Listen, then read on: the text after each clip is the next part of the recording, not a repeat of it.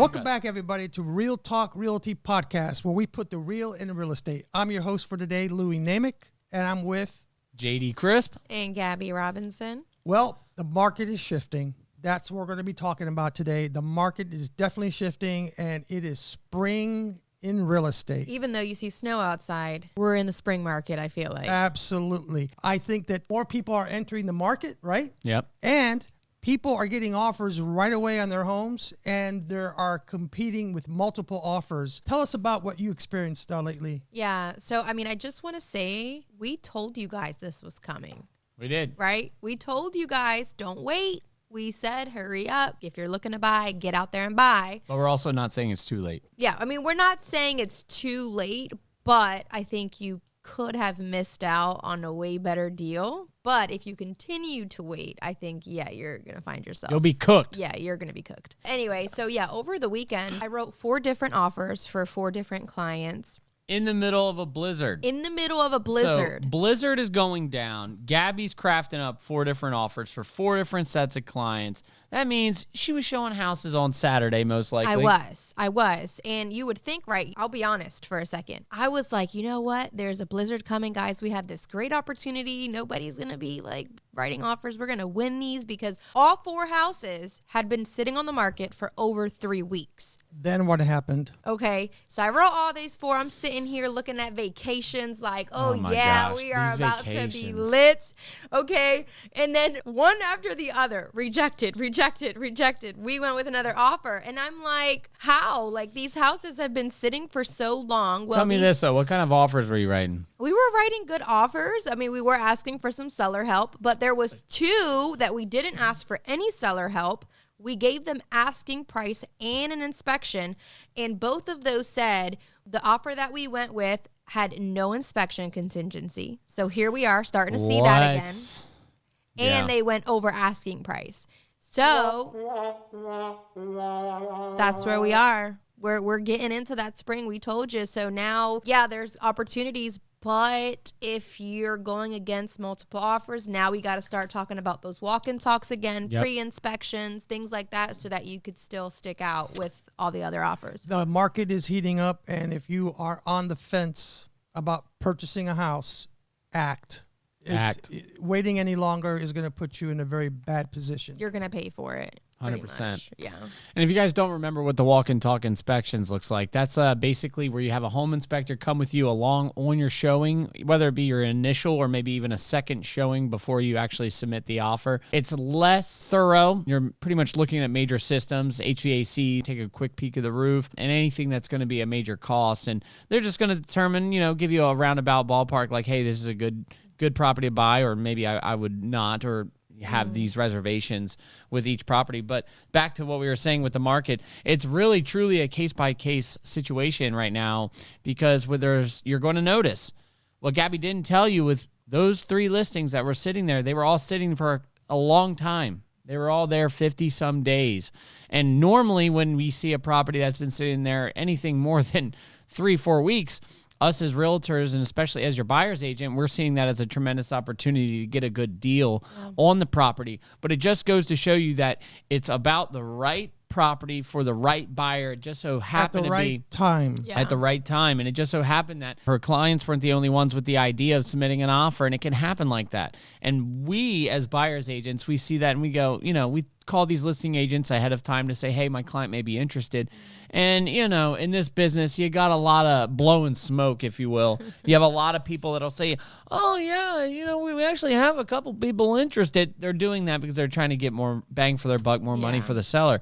But in this case, it rang true. And she was up competing, and it sounds like you wrote, pretty decent offers. But it's going to take a little bit more than just coming in at list price as we move further into this spring market, especially as we've been talking about for weeks and weeks and weeks, if these rates do drop. Yeah. Right. So I had a house, I showed a client a house that was sitting on the market 80 days. 80 days. We went to put an offer in, and another offer came in at the same time. Unbelievable. So definitely the market's changing. Yeah. Don't hesitate, because... and I think some of that I attribute to the fact that, I don't know if you guys have experienced this, but I've had buyers, right, where they're like, They don't love the house. They really like it. They almost want the price to come in a little bit lower before they move on it. Well, if I'm the listing agent for that property, right, let's say that I call the listing agent and I say, hey, look, I got a buyer. It's just a little bit too much. He's just not comfortable. And he does, but please let us know if you get another offer. And then as soon as buyer 2 calls in and says, hey, we're going to be writing an offer, they're going to call that first guy and let him know. And then that's, I think, how you get these situations where a property sits so long and then all of a sudden, out of nowhere, there's multiple buyers.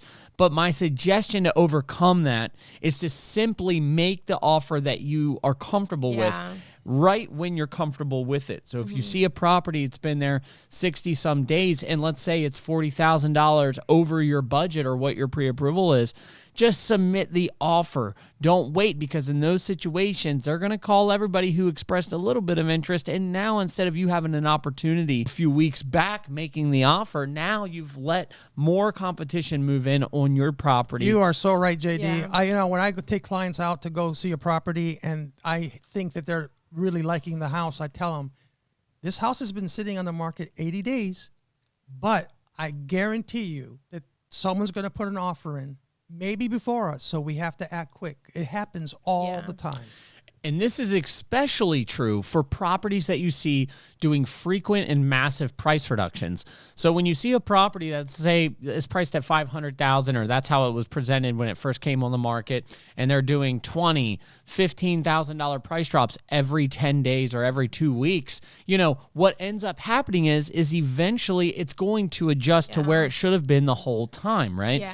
So if you see a property that is almost in your budget and you're waiting for the price drop, it may be actually counterproductive by waiting instead of just giving them what you can afford and coming in a little bit lower. That's So good. That's really great advice. Talking about both of your situations, I had 2 different buyers in the same. So one of them, they dropped it by $10K 3 times already in January. She saw this house at the end of December. Right. And so now she wanted to write an offer because it dropped $30K. Right. Had you have just written the offer before, we probably would have already been under contract and about to close on it. And listen, they may say no, right? Yeah. Because it's all about pleasure and pain point, right? So a seller's going to go, they're going to wish and be optimistic and try to hit this specific number, right? And let's say Gabby would have submitted that offer for $30K less. They probably would have said no, right? They probably... Or they would have countered offer. Or they would have countered. Or in a lot of times, if you far undershoot the list price, what ends up happening is, at least what I tell my sellers, if I don't think it's a good offer,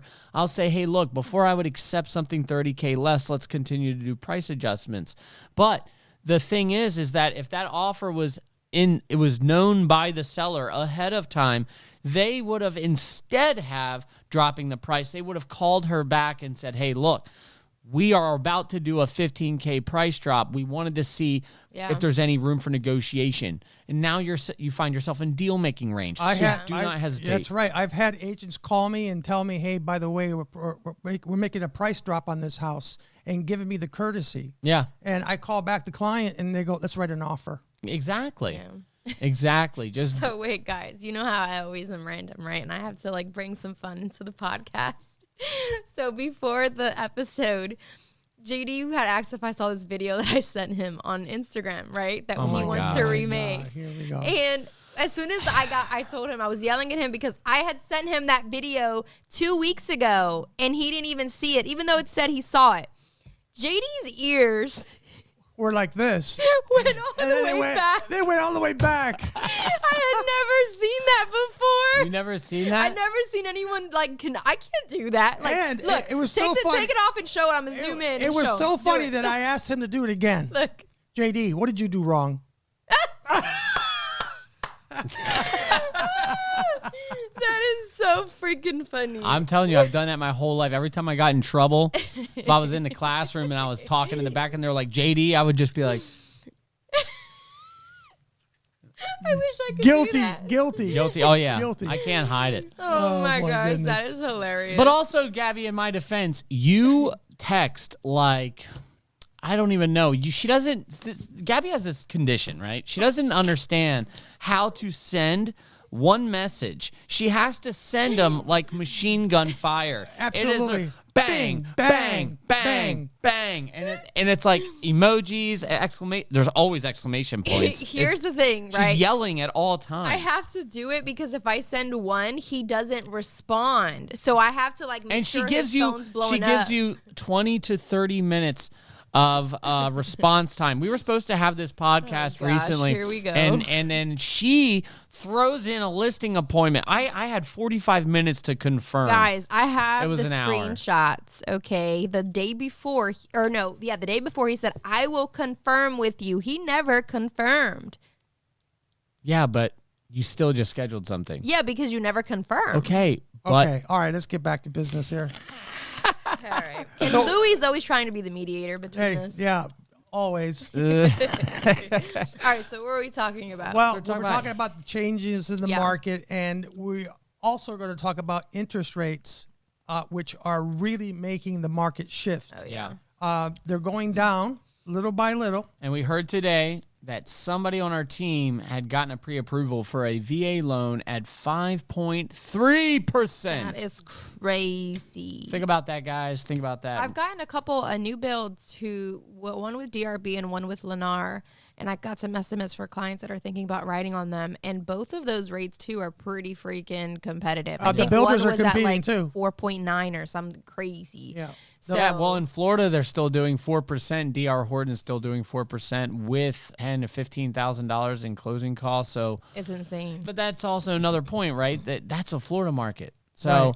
be careful what kind of information you're digesting, whether it be or consuming, whether it be national or local. Well, 'cause- national, you really shouldn't be paying attention too much to the national No. information. Pay attention to your local market. And it's ever changing. I mean, it's different 2 weeks ago than it is today, which is why we wanted to bring that up about what we're seeing because, Yeah. yes, it's snow on the ground. Yes, we're in late January. There's nothing in our future with blooming flowers anytime soon, but It's yet really cold outside. the Freezing. phones are ringing and people are out there looking. I mean, our team leader said it this morning in our meeting. Like, we have never had we're breaking a record right now with January and February. For sure. So, I mean, that should say so much. Like, this year is going to be crazy, and this is your opportunity to get out there if you're thinking about doing anything real estate related. 100%. Speaking to that point, though, we have a lot of sellers that are going to be hitting the market in the next few months. And, I kind of am advising them to come in a little bit sooner than when things are blooming and spring is in full effect. Why's that?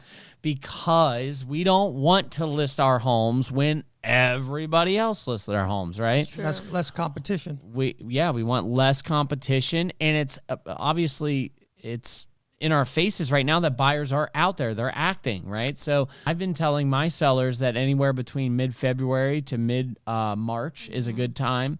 And I believe that to be true. And I think that if you wait until late April and you start looking at June or July, you're going to be listing when every Tom, Dick, and Harry gets ready to go on the market. And speaking about listing, we also talked about this in our meeting this morning, right? People need to take the advice of their realtor when it comes to getting their home ready. Yeah. If you don't do anything to your house, you're probably leaving about 13% of profit on the table. Yeah. You're walking away. It doesn't take very much to get your house ready for the market, right?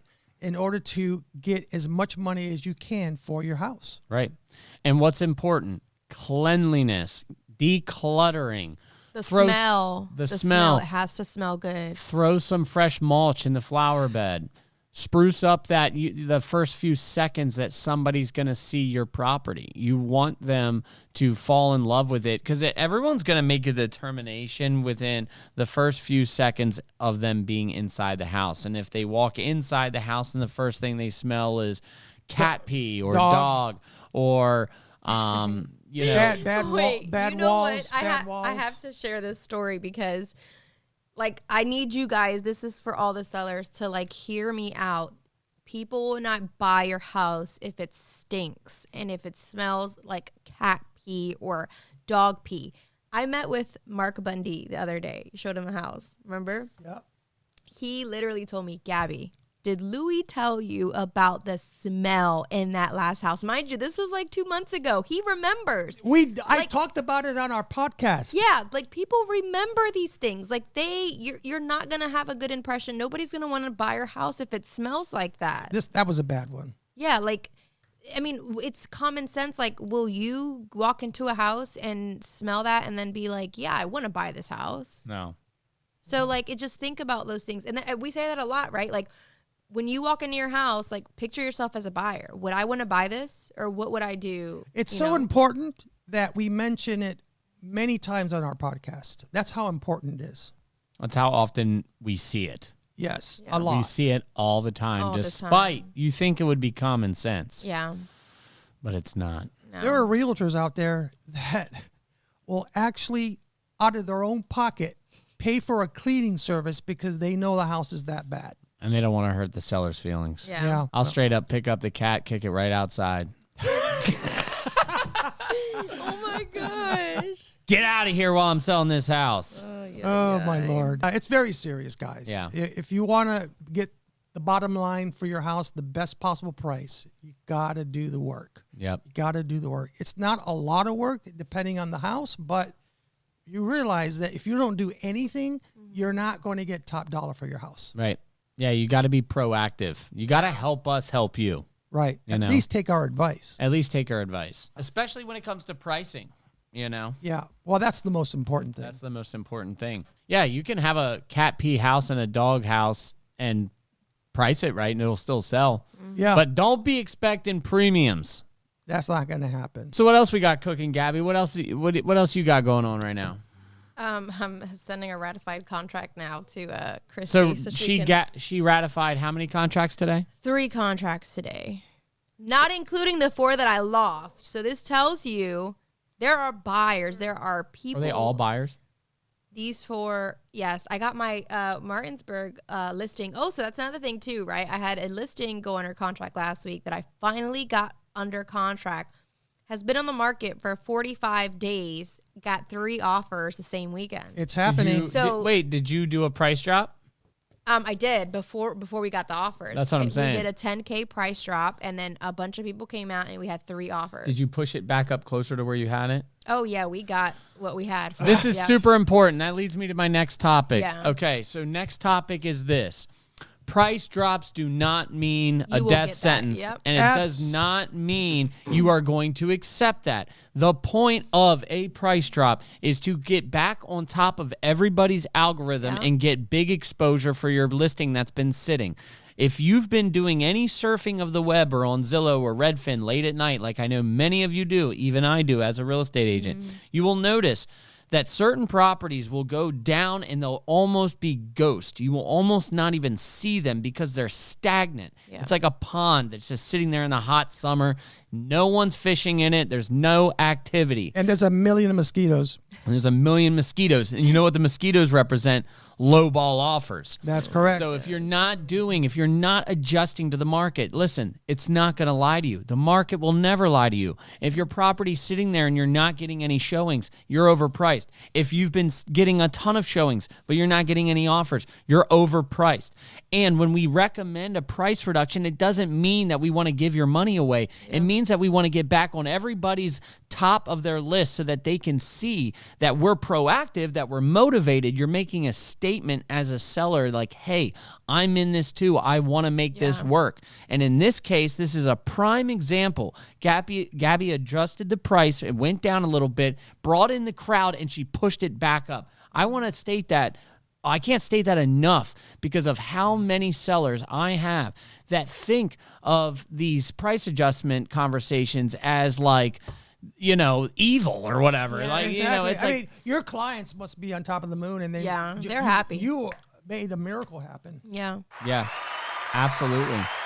But that is so massive, man. I've seen it time and time. I had an investor one time that he bought the property, and when he bought it, right, he asked me exactly how much he would be able to sell this for, assuming he had done all the upgrades and spent the money. I told him, hey, this is your cap, right? Whatever the number was. I think it was $375. I said, look, $375 is your number. Don't go spending a ton of money. It'll never be worth more than $375. Well, he wanted to try $400. So we tried it. against my better judgment, but at the end of the day, it was his call. And I told him, hey, look, this is not what I agree with, but let's start it at 400. We did it. Nothing. Made a small price drop. Started getting a little bit more people through the door. Nothing. Still no offers. We finally land back at 375 where I was wanting to price it from the get-go. What had happened? We got enough traction in there. Multiple offers came through, and we ended up pushing it back up. That is a real thing. So just don't view price drops as a death sentence. That's all I'm saying. Yeah, Especially now that the market's shifting, you're going to see more and more of this. Yeah. It's happening. It's definitely happening. That is such a, I'm so glad you brought that up. Yeah. So the final point is, please take your realtor's advice. Yeah. We're professionals. We Full know circle. what we're doing. Full circle. Came back to you and your point. That's Yep. right. That's great. What else we got cooking, Louie? Well, let's see. I have land under contract. All right. Yeah, we offered, and I'm waiting to hear back. Is it just raw land? What's the deal? Raw land, no septic, no well. They're going to build? They're going to build something on it. Okay. Don't know what, but They're paying cash. yeah, they're going to be paying, well, actually 50-50. Oh, okay. 50-50. So they have what? Because a lot of this is another thing. So buying land, if most of you don't know, most lenders that are going to lend money on land are going to require that you start building or have a plan to build within 2 to 3 years, depending on the lender. Not always, depending on the lender. And Depending that's on the where I lender. want to do a plug-in right now There you go. for Wendy Lee, one of our preferred lenders that she performs miracles all the time. Yeah. So she is very versed in land and every other type of loan there is to make on a property. Even if it's vacant, raw land, she's able to make a loan on that property. Nice. You know one thing I heard about Wendy? What's that? She picks up the phone on the first ring is what I heard. Wendy picks up her phone on the first ring. She's always Nice. fast. Yeah, she's quick, she's thorough, she's professional, and she knows her job. I haven't gotten the chance to work with her yet, but I definitely plan on doing it in 2026. I know that I did call her and had some questions about one of those manufactured homes on like ground rent or whatever. And I needed some information, and she was like, "Give me 15 minutes," and she called me right back and had all the information I needed. So Nice. she definitely knows her stuff. She calls you back, she calls the clients back, she keeps you updated, and she's Wendy Lee with Keller Home Loans. Nice. Shout out, Nice, Wendy. nice. Shout out, Wendy. And we're going to wrap this up, everybody. We really appreciate you always tuning in. And also, we have another special guest coming on. One of our favorite guests, Sam Schweinhart's going to be here. We're going to be recording this Monday coming up. And she may be introducing a few of her colleagues because there's some big things going on with DR Horton, as well as Sam Schweinhart personally and professionally with DR Horton. And we're going to fill you in on all that and what it may mean for you as a buyer. And we look forward to seeing you guys next week. So thank you so much. Don't let the snow or the ice stop you. Remember, it's time to buy. Now. Time to buy. Bye, guys. Bye. Do not wait. You'll get cooked.